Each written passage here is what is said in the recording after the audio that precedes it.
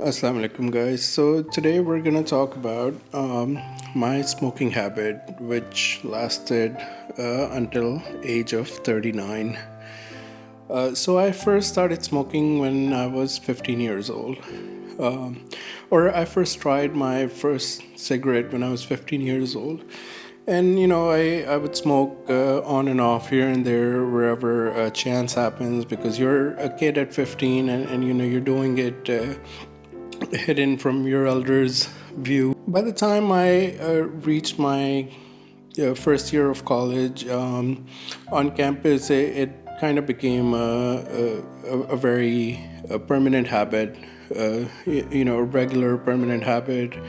And by the time just before I quit, I was smoking about one pack a day, uh, or sometimes more, which is about 20 cigarettes, sometimes even more than that in a day. Over the years, I tried to quit many times, and sometimes I did quit for a while. Like there were many 1 month periods, sometimes even as many as 2 month periods where I didn't smoke. So I knew I wanted to be off cigarettes. I knew it was harming my body. I could sense the damage, and I wasn't fond of the habit, but I couldn't do it. Smoking felt like this undetachable part of my personality, like this character, this defining characteristic that I figured, like, even if I manage to quit smoking, I'll just become, like, a somewhat lamer version of myself.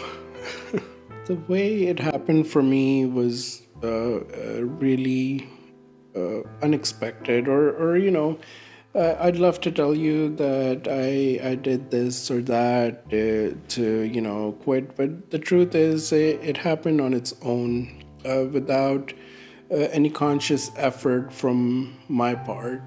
So there were two things that came together. You could call it a divine intervention because these two things happened together. When I moved to the West Coast from New York, I used to live in New York, and then about a year ago, I moved to the West Coast. I was looking for places to stay, and I found this apartment that had, this luxury complex that had everything I was looking for, like all the amenities that I wanted. And it was around the time when I was sitting down and signing the lease that I realized that on the complex, I couldn't smoke anywhere, and not outside, not in the balconies. The only place where smoking was allowed was off the property entirely. Like if you went out into the desert, you could stand in the desert. It's a bit of a walk. So the desert was the option, the place where you could go and smoke. And it's a beautiful desert.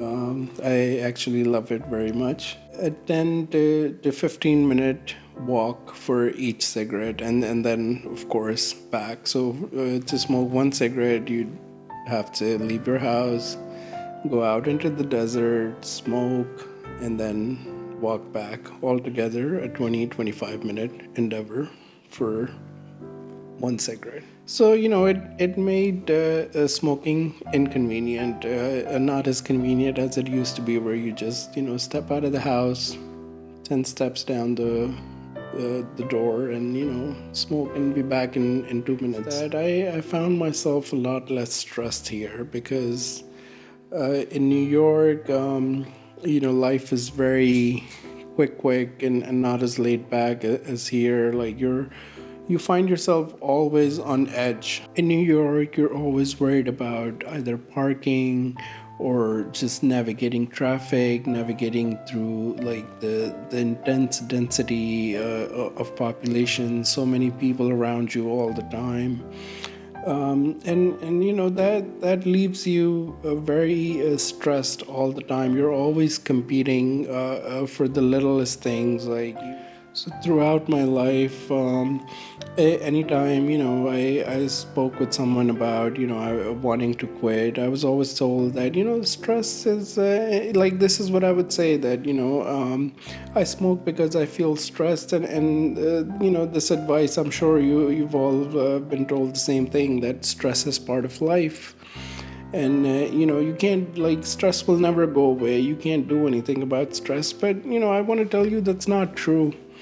That's It's not the natural state of being for us humans. We don't live naturally under stress, especially, like, in modern day and age, where we have so many conveniences at our disposal. Like, why do we need to be stressed and be alert and be on edge all the time? It's not like we're living out in a jungle, right, where we don't have to be constantly alert and worried that we might be attacked from right or left, right? I feel like stress is only as much a part of your life as much as you allow it. So it's really up to you. So the more time I spent in the desert, going for my smoking sessions, the more I fell in love with it. It's surrounded by mountains, and the wilderness of desert is very special. Like, the most resilient of creatures live in the desert, right? If you notice the details, the most resilient plants that don't need a lot of water, that can survive in the intense heat of the desert, and also the intense winter of the desert. Well, most people don't realize the desert gets very, very cold too. Along with the resilient plants, also live some very, very resilient animals too, such as venomous snakes and spiders and scorpions. So, that I would always be a little concerned going into the desert for smoking, because if smoking itself didn't kill me, there was a good chance that a rattlesnake might. So.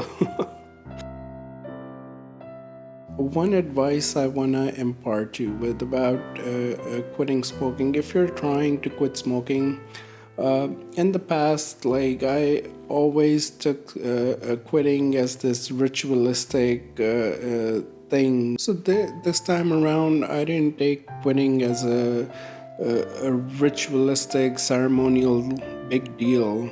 I just didn't feel like smoking as much, and so I started smoking less and less. I never really there wasn't ever really a time where I said, okay, ceremonially, this is my last cigarette, and I'm never gonna touch another cigarette again. So when I did buy a pack of cigarette after having not smoked for a while, like about a month, I did buy a pack, but I wasn't so hard on myself. I gave myself the opportunity for that one day to smoke that one pack, or 2 days, or however long it took. But I remained adamant that cigarette, like, I'm still quitting cigarettes. So once that pack finished, I just didn't buy another pack. Whereas in the past, like, when you slip up like that, you tend to be very harsh on yourself, and you kind of feel disappointed in yourself, and you figure, like, oh, I've broken the wow. And I think that's a huge mistake. Like, I can't believe it took me so many years to finally realize. Remember, when I started smoking, it wasn't like, I took one cigarette and, I was hooked forever right away. Like, I smoked, and then I didn't for a while. It wasn't, a couple of years before it became a permanent habit. So, like, quitting, it has to happen the same way, right? It has to be gradual. And you should allow yourself that opportunity.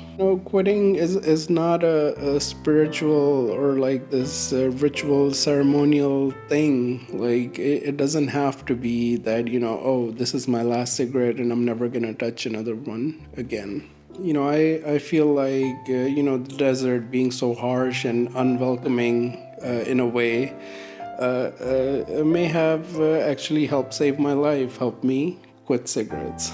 So that's my theory on it. That's all for today. Thank you for watching. I hope you enjoyed the video. If you did, please don't forget to like the video and don't forget to subscribe to the channel. I have a very special video planned for next week.